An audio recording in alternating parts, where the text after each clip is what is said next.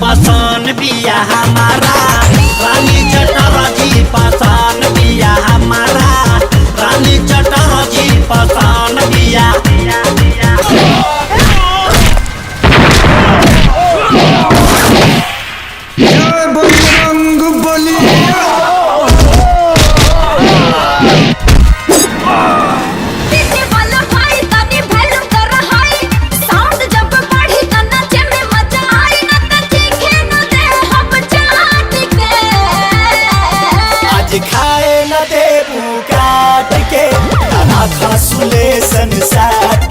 मेरा नाम बिजली रानी। बिजली रानी?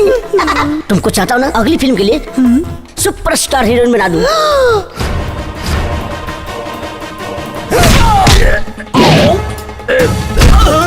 तोहनी के पैसा चाहिए और तोहनी के गारंटी के लिए बिजली रानी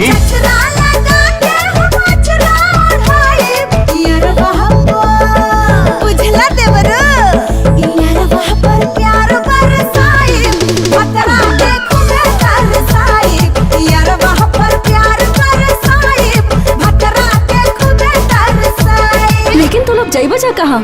सपना के शहर मुंबई।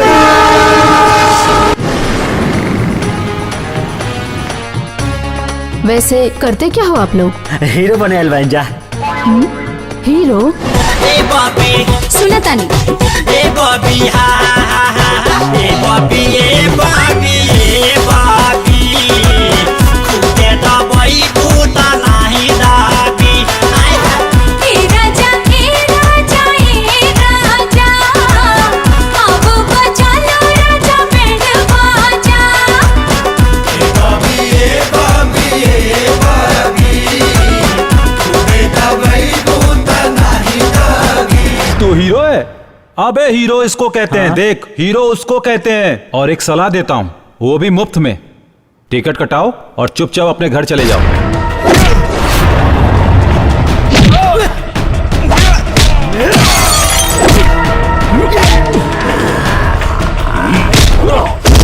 जो खतरों से खेले उसे जाबाज कहते हैं, जो पंजों में जकड़े उसे बाज कहते हैं, और इस भोजपुरिया टाइगर को विराज कहते हैं।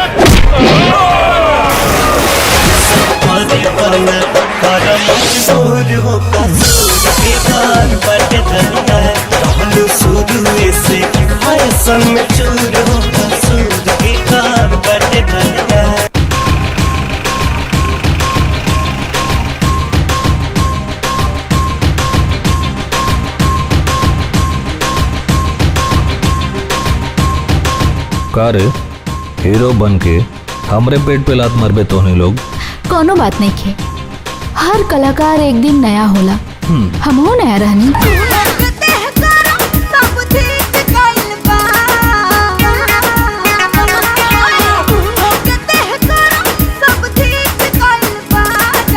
लहंगा के बीचों तोहर गीत होइल बा। लहंगा के बीचों तोहर गीत होइल बा।